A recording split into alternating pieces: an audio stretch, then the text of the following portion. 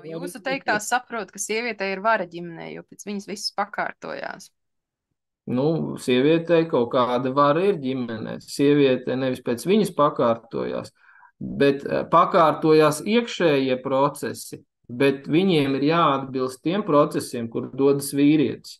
Ja sieviete saka, nē, vai ķipā vīrietis saka, mums jāiet taisni uz priekšu, viņa saka, nē, mēs ejam pa kreisi. Tu vari viens pats iet taisni. Par ko tas liecina? Tas liecina, ka sieviete nekalpo vīrietim, tātad viņa nemīl viņu, viņa nav spējīga viņu mīlēt. Nu, tā tad viņa neseko tā ideja, iespējams, ja, kur viņš tur grib aizvest, ja, kaut kur. Nu, kādas tur tās idejas vīriešiem, tas ir cits jautājums šodien, ja. Bet tad, ja sieviete nav spējīga sekot, klausīt savam vīrietim, tad viņu nemīl. Un viņi var teikt, nē, es viņu mīlu, tās visas muļķības, ko tu saki, bet ja tu nespēji klausīt, tu nespēji viņu pieņemt. Un tas arī viss, ar to arī viss beidzās. Un ja sieviete saka, nu, viņai ir teikšana, ja, ģimenē, viņai ir teikšana, tikai viņai ir teikšana savās jomās, kur viņa ir galvenā, nevis vīrietis.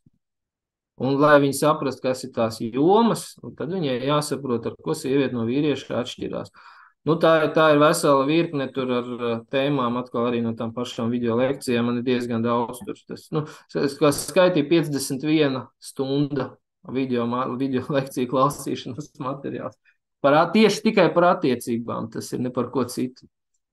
Tā kā tur diezgan daudz, gan par sievietēm. Bet tad tāds tricky jautājums tev varbūt, vai ir pēc šī te sanāk, jūsu vārdos ir divdomības. Nu, mēs katrs saprotam pēc sava, tāpēc, ka iespējams, ka ir daudz pretrunīgi. Šeit ir daudz pretrunīgi jautājumu pa lielam. Nu, nav. Saproti, ja es pēc idejas nē, bet, varētu redzēt, kur ir. Jā. Nu. Saproti, viens atbild par šo te vietu, jā. Otrs atbild par šo vietu vai par kaut kādu apkārtējo perimetru. Tas, kas te iekšā notiek, ir ok, kamēr tas nesāks izties uz āru, tā kā bojāt to apkārtējo perimetru. Ja?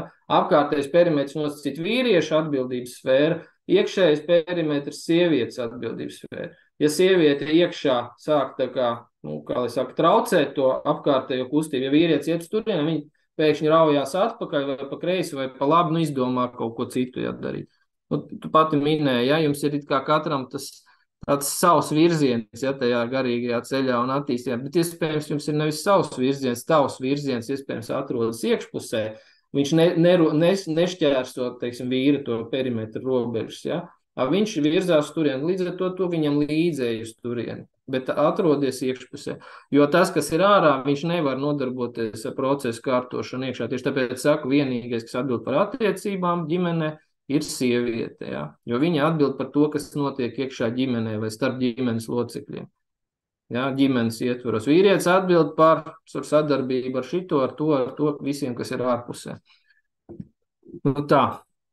Nu es nezinu, kā vēl no kura rakursa to pasniegt, lai tas tā kā saprast, ka tur īsti nav nekāda pretruna tajā visā. Tas ir dabīga struktūra, tā ir šūnas un kodola struktūra.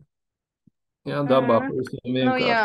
Ja kodols rausies ārā no šūnas, viņš šūnu pārplēsīs, un kas tur būs, no šūna nomirs vienkārši. Ja? Un kodols nomirs, un pat šūna nomirs.